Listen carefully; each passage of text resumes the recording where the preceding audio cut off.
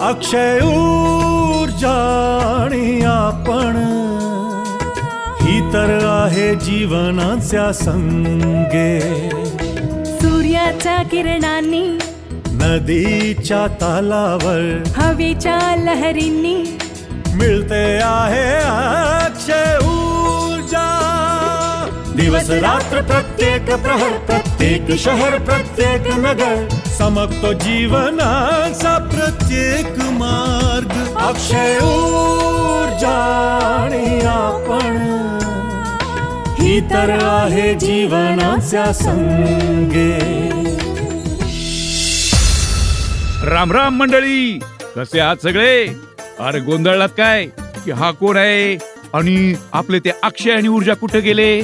तर मंडळी, दोघही कुठेही गेलेले नाहीत. ते गेले आहेत माझ्या गावात फेरफटका मारायला. आता मी तुम्हाला सांगतो मी कोण आहे ते.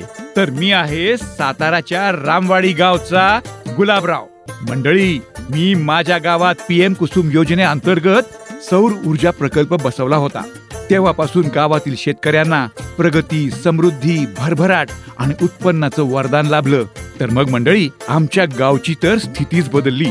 आणि तेच तर बघायला अक्षय आणि ऊर्जा गेले आहेत. तेव्हा मंडळी, मला वाटतं ते परत येईपर्यंत मीच तुमच्याशी बोलावं. अरे गुलाबराव, हा, अरे मला विसरलात की काय? अरे मी आहे केशव पाटील, सांगलीच्या आटपाडा गावाचा सरपंच. जेव्हा सोलर प्लांटचा, सोलर ऊर्जा प्रकल्पाचा विषय असेल, आमची तिथे उपस्थिती नसेल असं होऊच शकत नाही. म्हणून फिरून तर आम्हीही आलो आहोत तुमच्याशी बोलायला. थोडं माझं तर थोडं तुमचं ऐकायला. काय गुलाबराव, बरोबर सांगितलं ना? अरे अगदी बरोबर. आज सौर ऊर्जा प्रकल्पामुळे माझं गाव उजळून निघालंय आणि झळाळलंय प्रगती आणि समृद्धीनं. मंडळी, आमची तर इच्छा आहे की ही समृद्धी सर्वांना मिळावी आणि प्रत्येक जण असाच हसत खेळत राहावा. म्हणूनच आज मी आणि केशव भाऊ तुमच्याशी थेट भेटायला इथं आलो आहोत. अरे वा. बरं बरं बरं, गुलाबराव आणि केशव भाऊ, तुम्हा दोघांना माझा नमस्कार. नमस्कार. आणि माझाही नमस्कार. क्या बात आहे, आज प्रधान आणि सरपंच दोघेही एकत्र, आणि तुम्ही तर आमच्या मागे कार्यक्रम सुरूही केलात. हो हो, आता तर मी तुमचीच वाट पाहत होतो. मग वाटलं तोपर्यंत माझ्याकडे वेळ आहे तर आपलीच गोष्ट लोकांना सांगावी. हो, आणि आज माझं गाव कसं लक्क झळकायला लागलंय या मागचं रहस्य सांगावं. वा, हे तर तुम्ही खूपच छान केलं बघा. तर मग काय काय सांगितलं हो तुम्ही दोघांनी? आम्ही सांगितलं की आमच्या गावात PM कुसुम योजनेचं कसं काम झालंय, शेतकऱ्यांची, शेतीवाडीची आणि गावातल्या प्रत्येक कुटुंबाची कशी भरभराट होत आहे. हो, आणि हे सारं होतंय PM कुसुम योजनेमुळे. म्हणून तर आज प्रत्येकानं आपापल्या शेतात सोलर प्लांट लावलेत. आणि त्यामुळे आम्हाला वीज तयार करण्यासाठी अशी मदत मिळाली की आम्ही आता शेतात अतिशय उत्तमपणे पिकांना पाणी देऊ शकतो. आणि आमच्या घरातले दिवे सुद्धा प्रकाशमान झालेत. हे तर खूपच छान केलं. हो ना, केवळ छानच नव्हे तर अतिशय उत्तम काम केलं तुम्ही. कारण आमचं दोघांचं काम देखील सोपं झालं. आता ते कसं? भाऊ, हे सांगा, आपला आजचा कार्यक्रम कशाबद्दल आहे?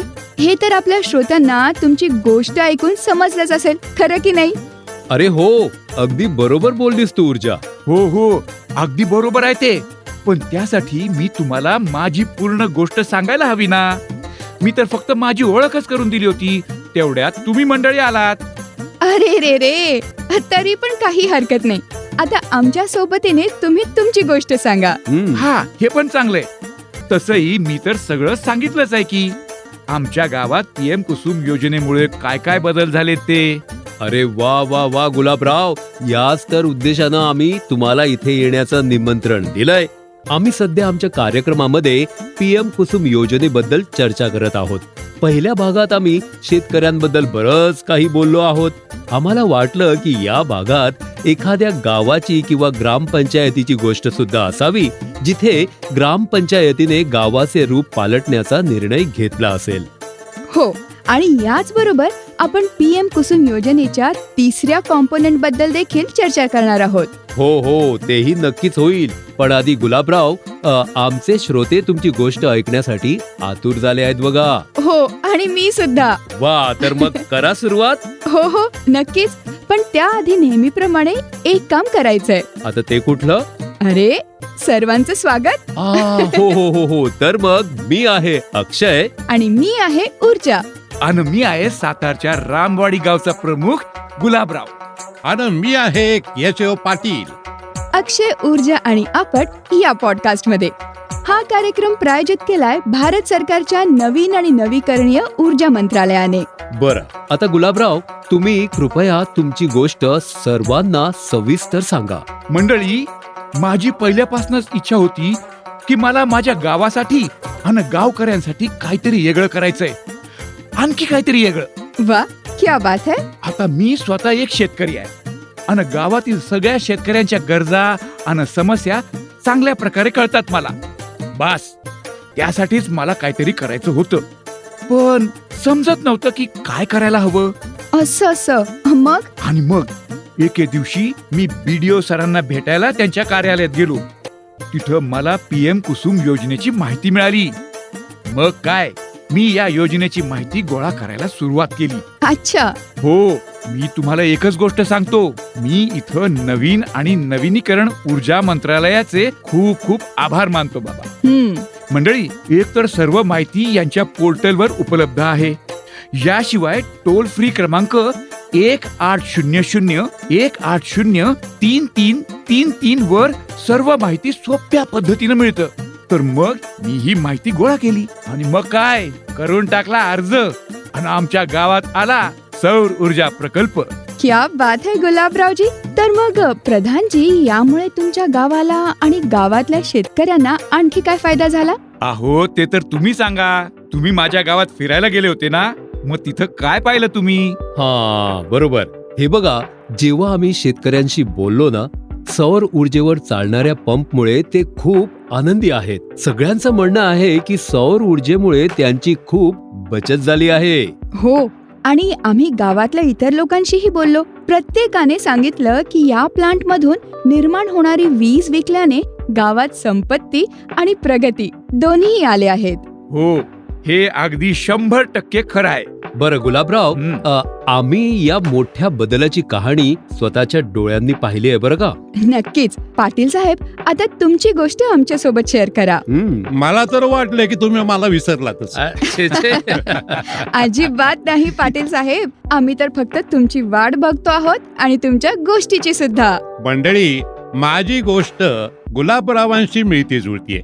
तसं सांगायचं तर एके दिवशी मी नवीन आणि नवीकरणीय ऊर्जा मंत्रालयाच्या कार्यालयात गेलो आणि तिथे अधिकाऱ्यांकडून मला PM कुसुम योजनेची माहिती मिळाली. त्यांनी सांगितलं की ही योजना वीज निर्मितीसाठी कशी मदत करत आहे आणि या योजनेमुळे कशा प्रकारे आपण केवळ आपल्या शेतातच नाही तर आपल्या घरात देखील वीज वापरू शकतो.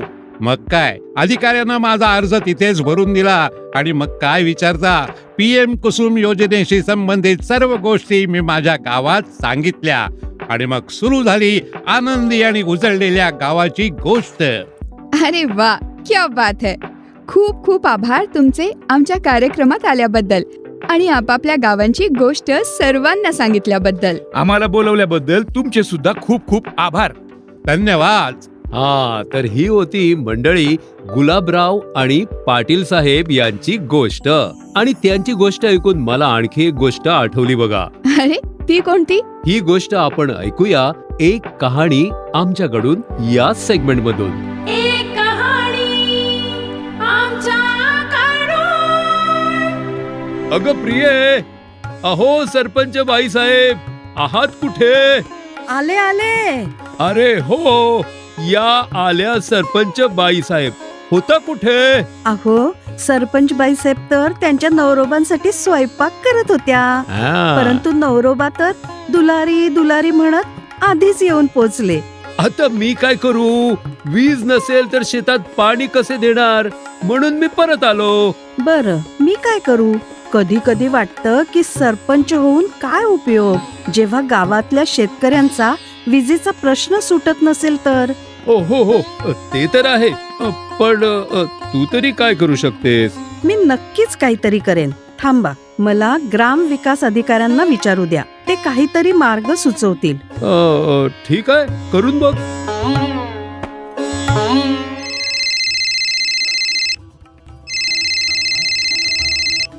हॅलो. हॅलो, नमस्कार सर.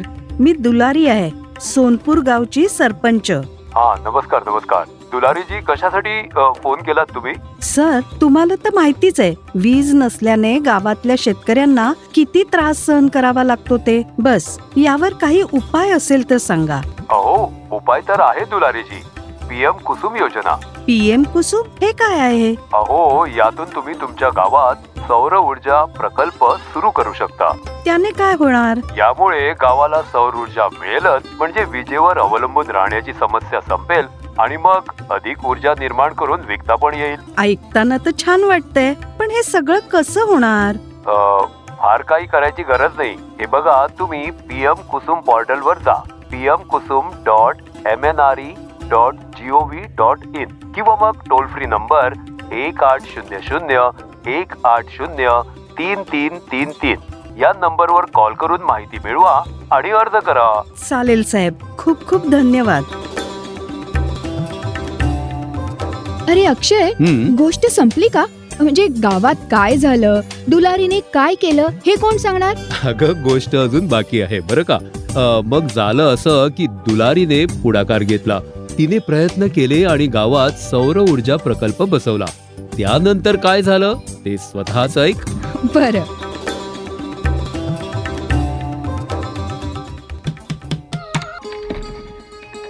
कोण आहे?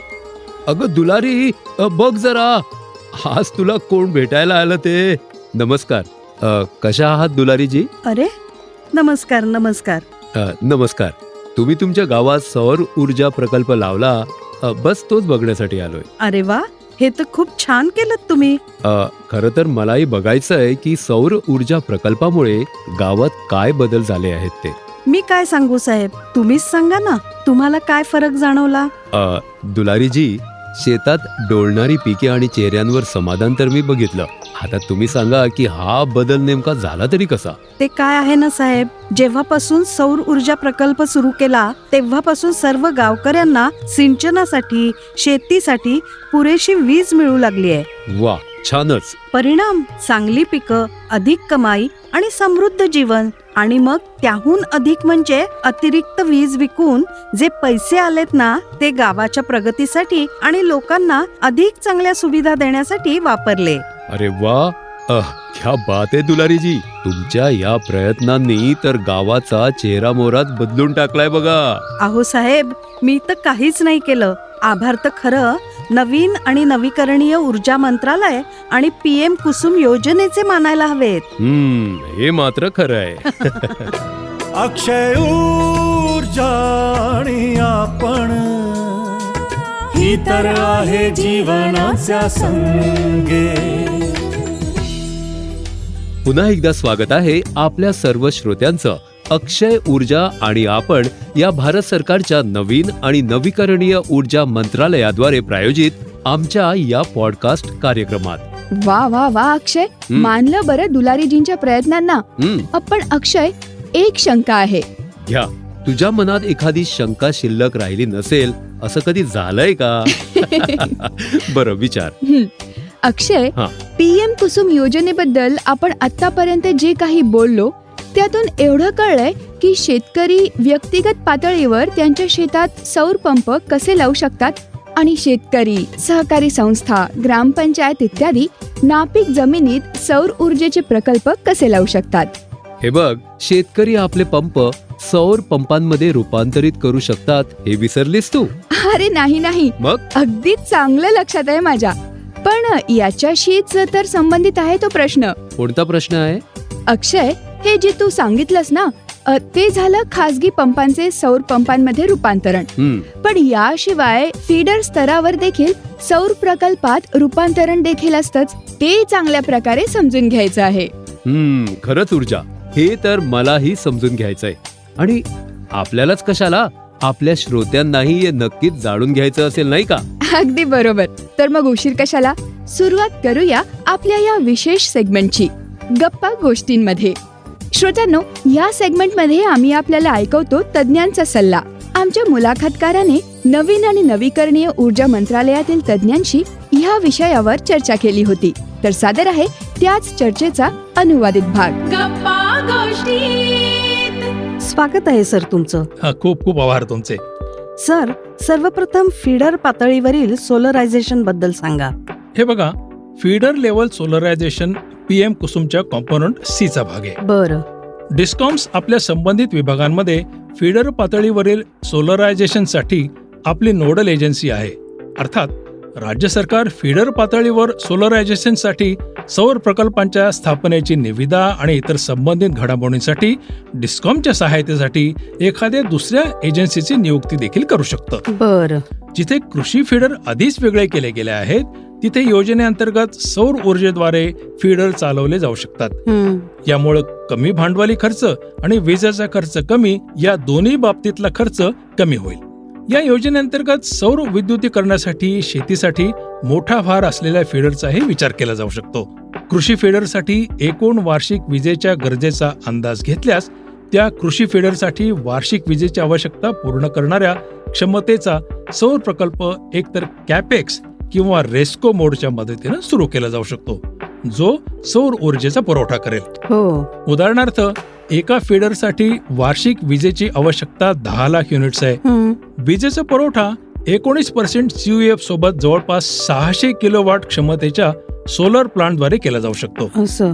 सोलर प्लांटच्या क्षमतेचं आकलन करण्यासाठी त्या भागात उपलब्ध किमान CUF चा विचार केला जाऊ शकतो. एक वितरण उपस्टेशन म्हणजेच डिस्ट्रीब्युटेड सबस्टेशन DSS मधून निघणाऱ्या एकल फीडर किंवा अनेक कृषी फीडरसाठी विजेची आवश्यकता पूर्ण करण्यासाठी 11 kV किंवा DSSच्या त्याहून अधिक व्होल्टेज पातळीपर्यंत वीज पुरवठा करण्यासाठी फीडर स्तरावर सौर प्रकल्प सुरू केला जाऊ शकतो. जागेची उपलब्धता, तंत्रज्ञान यासारख्या गोष्टींवर ते अवलंबून असतं. आणि फीडर पातळीवरील सोलरायझेशनसाठी सौर प्रकल्पाची कोणतीही मर्यादा नाही. असं. डिस्कॉम्स आपल्या सबस्टेशन जवळील जमीन शोधू शकतात. जमीन मालकाकडून भाडे तत्वावर तिचे हक्क मिळवू शकतात.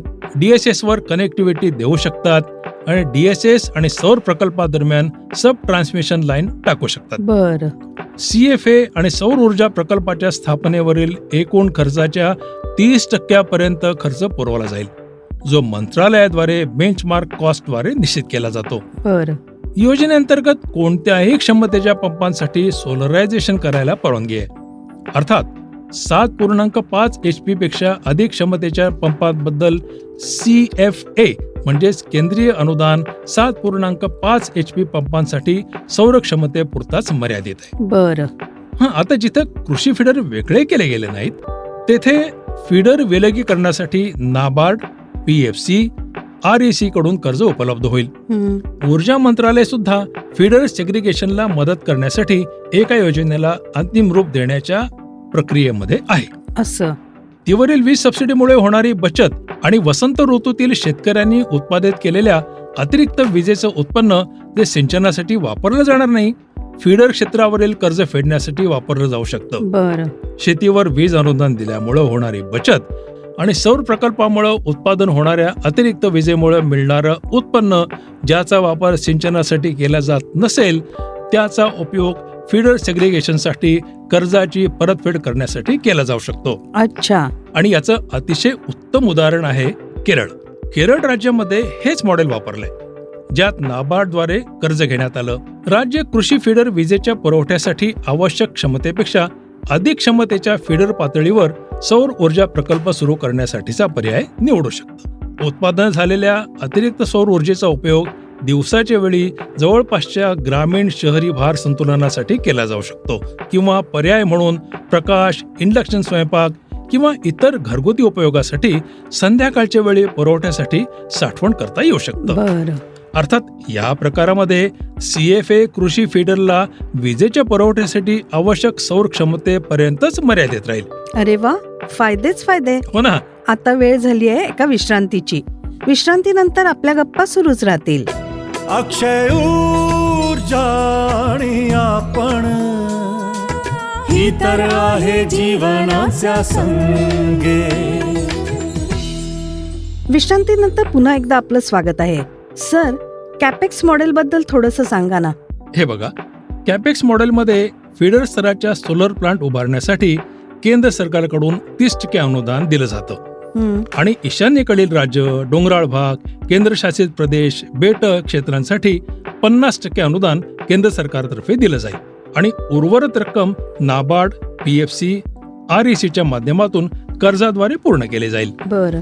कृषी पंपांच्या सोलरायझेशनसाठी सवलतीचा वित्त पुरवठा देखील उपलब्ध होईल, कारण RBIनं या घटकाच्या वित्त पुरवठ्यासाठी प्राधान्याचं क्षेत्र म्हणजेच प्रायोरिटी सेक्टर लँडिंग किंवा PSL अंतर्गत समावेश केलाय. बरं. कृषी पंपांना वीज पुरवठ्यासाठी राज्य सरकारकडून सध्या दिल्या जाणाऱ्या अनुदानाच्या सध्याच्या खर्चाबाबत बोलायचं झालं तर त्याचा उपयोग 5 ते 6 वर्षात कर्जाची परतफेड करण्यासाठी करता येईल. त्यामुळं राज्यावरील वीज अनुदानाचा भार कमी होईल. हं, सरासरी एका वर्षात फक्त 150 म्हणजे 150 दिवस शेतीसाठी वीज लागते.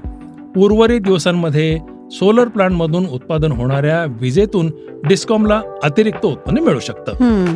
याचा उपयोग नाबार्ड, REC यासारख्या संस्थांकडून घेतलेल्या कर्जाची परतफेड करण्यासाठी केला तर कर्जाची परतफेड लवकर होऊ शकते. हो, नक्कीच. निविदा प्रक्रिया पूर्ण झाल्यानंतर आणि सौर ऊर्जा प्रकल्पाच्या स्थापनेसाठी निवडलेल्या कंत्राटदारासोबत कार्यकरारावर स्वाक्षरी केल्यावर डिस्कॉमला जारी केला जाईल.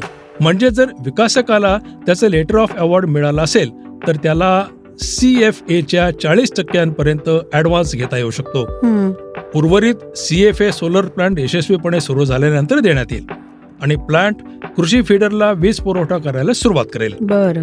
विकासकाला आपलं काम लेटर ऑफ अवॉर्डच्या 12 महिन्याच्या आत पूर्ण करायचंय. असं. डिस्कॉम सोलर प्लांटची देखभाल आणि संचालन करतात. हं, वैकल्पिकरित्या सोलर प्लांटची स्थापना करणाऱ्या विकासकाला प्लांटचं कार्यसंचालन आणि देखभाल आणि 25 वर्षाच्या हमीनं सौर ऊर्जा वितरणाची जबाबदारी दिली जाऊ शकते. असं.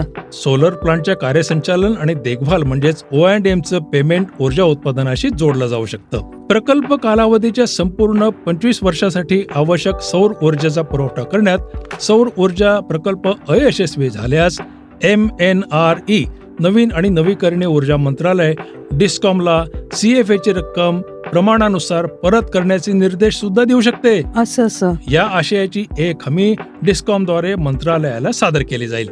अरे वा, अतिशय चांगली माहिती दिलीत सर तुम्ही. आता वेळ झाली आहे एका विश्रांतीची. विश्रांतीनंतर आपली चर्चा सुरू राहील.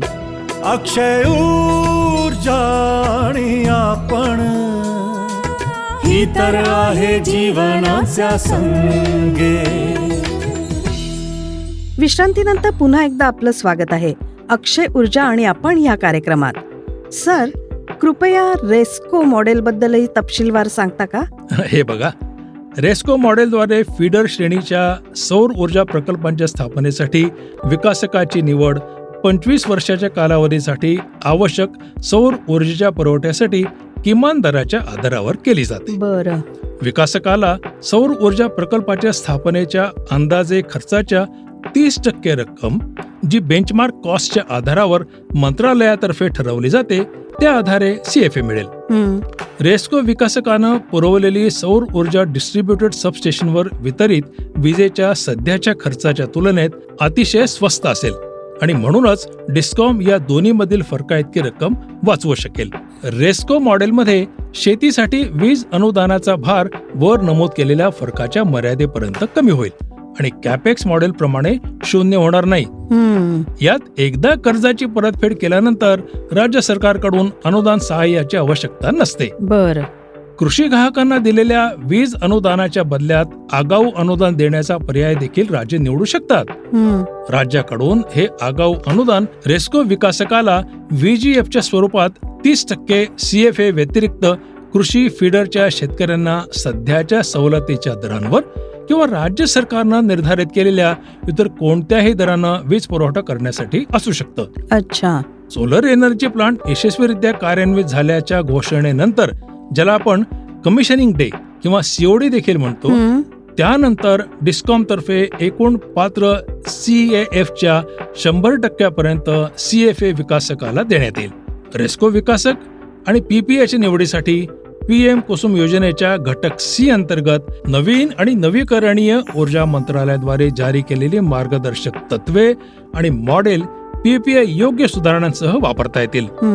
रेस्को विकासकाद्वारे सौर ऊर्जा संयंत्र सुरू करण्यासाठी कमाल मर्यादा PPA वर स्वाक्षरी केल्याच्या तारखेपासून 12 महिने असेल. बर. रेस्को विकासकाची निवड आणि PPA वर स्वाक्षरी करण्याची प्रक्रिया साधारणपणे नवीन आणि नवीकरणीय ऊर्जा मंत्रालयाच्या मंजुरीच्या तारखेपासून 12 महिन्याच्या आत झाली पाहिजे. खूपच छान. आता वेळ आहे एका विश्रांतीची. विश्रांतीनंतर आपला वार्तालाप सुरूच राहील.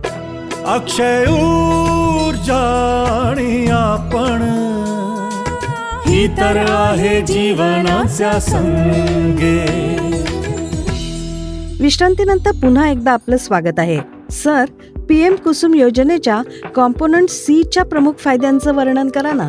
हे बघा, PM कुसुम योजनेचे 2 भाग आहेत. शेतकऱ्यांना खात्रीशीर वीज पुरवणं, अतिरिक्त सौर ऊर्जा खरेदी करून त्यांचं उत्पन्न वाढवणं आणि शेतकऱ्यांना पाण्याचा वापर कमी करायला मदत करणं हे या घटक C चं उद्दिष्ट आहे. या अंतर्गत शेतकऱ्यांना लघुसिंचन साधनांचा वापर करायला प्रोत्साहित केलं जातं. हो. ज्यामुळे शेतकऱ्यांना पाण्याची बचत आणि त्यांचं उत्पन्न वाढवायला मदत होते.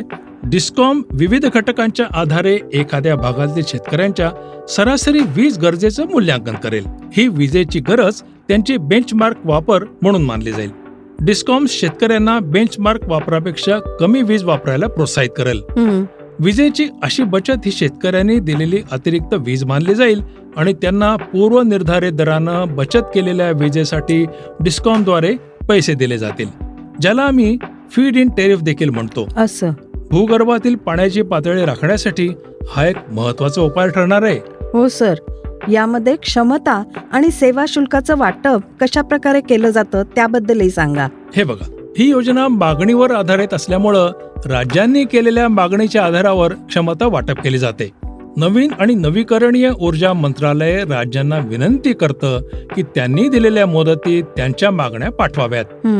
वैयक्तिक पंप सोलरायझेशन किंवा फीडर लेव्हल सोलरायझेशन किंवा दोन्हीसाठी राज्य त्यांच्या संबंधित मागण्या पाठवतात. ही प्रक्रिया MNREच्या अंमलबजावणी करणाऱ्या संस्थांना योजनेच्या मार्गदर्शक सूचनांनुसार लागू सेवा शुल्क दिलं जातं. हो सर.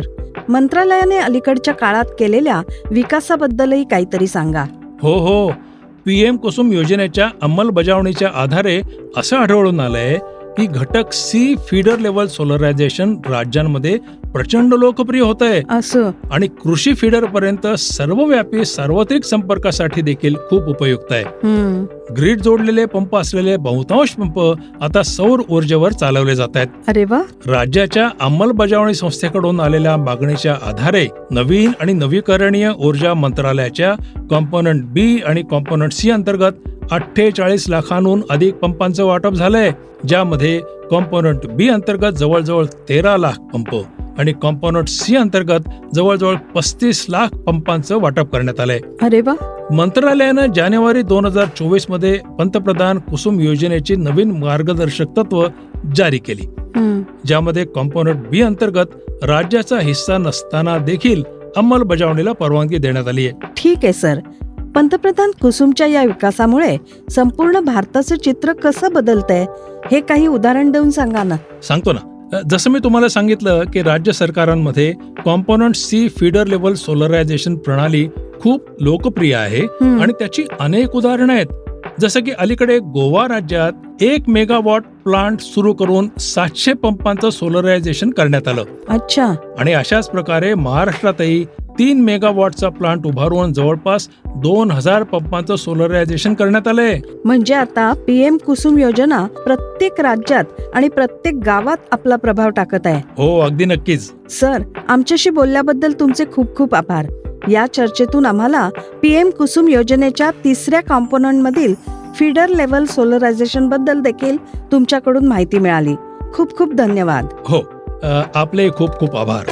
अक्षय ऊर्जा आणि आपण ही तर आहे जीवनाच्या संगे. भारत सरकारच्या नवीन आणि नवीकरणीय ऊर्जा मंत्रालयाद्वारे प्रायोजित अक्षय ऊर्जा आणि आपण या आपल्या पॉडकास्ट कार्यक्रमात आपले पुन्हा स्वागत आहे. या गप्पांमध्ये खूप महत्वाची माहिती मिळाली. बरं अक्षय, हा. आता तुला हवं असेल तर तुला आणखी एक आश्चर्यकारक गोष्ट सांगेन. अगं ऊर्जा, तू विचारत तर असं आहे की जणू मी नकार दिला तर सांगणारच नाहीस. नाही नाही, असं कधी झालंय का? मला माहितीये. आता गोष्ट लय भारी या आपल्या पुढच्या भागाची वेळ झाली आहे. तर मग सांग, तू आज काय सांगणार आहेस? तर मग ऐका. गोष्ट लय भारी. श्री साईबाबा संस्थान ट्रस्टकडे जगातील सर्वात मोठी सौर वाफेची यंत्रणा आहे. या यंत्रणेचा वापर दररोज मंदिरात येणाऱ्या 50,000 यात्रेकरूंसाठी अन्न शिजवण्यासाठी केला जातो. परिणामी वार्षिक 1,00,000 किलोग्राम LPG ची बचत होते. अक्षय ऊर्जा आणि आपण ही तर आहे जीवनाच्या संगे. अरे वा, हे तर खरोखरच आश्चर्यकारक होतं. परंतु मी आता तुम्हाला एक गोष्ट पुन्हा सांगतो की जर आमच्या शेतकरी बंधू भगिनींना PM कुसुम योजनेचा लाभ मिळवायचा असेल तर ते PM कुसुम पोर्टल pmkusum.mnre.gov.in यावर आणि टोल फ्री क्रमांक 1800-180-3333 वर सर्व आवश्यक माहिती मिळवू शकतात. तसंच श्रोत्यांनो, PM कुसुम योजना आणि इतर योजनांबद्दल अधिक उपयुक्त माहिती जाणून घेण्यासाठी आमचा कार्यक्रम ऐकत रहा. अशीच उपयुक्त माहिती आणि प्रेरणादायी गोष्टी घेऊन आम्ही तुमच्यासाठी सदैव हजर होत राहू. तर आता निरोप द्या आणि प्रतीक्षा करा अक्षय ऊर्जा आणि आपण या भारत सरकारच्या नवीन आणि नवीकरणीय ऊर्जा मंत्रालयातर्फे प्रायोजित पॉडकास्ट मालिकेची. ऐकत रहा अक्षय ऊर्जा आणि आपण. तर आता पुन्हा भेटू. नमस्कार. अक्षय ऊर्जा आणि आपण ही तर आहे जीवनाच्या संगे. सूर्याच्या किरणांनी नदीच्या तालावर हवेच्या लहरींनी मिळते आहे अक्षय ऊर्जा. दिवस रात्र प्रत्येक प्रहर, प्रत्येक शहर, प्रत्येक नगर चमकतो जीवनाचा प्रत्येक मार्ग. अक्षय ऊर्जा आणि आपण ही तर आहे जीवनाच्या संगे.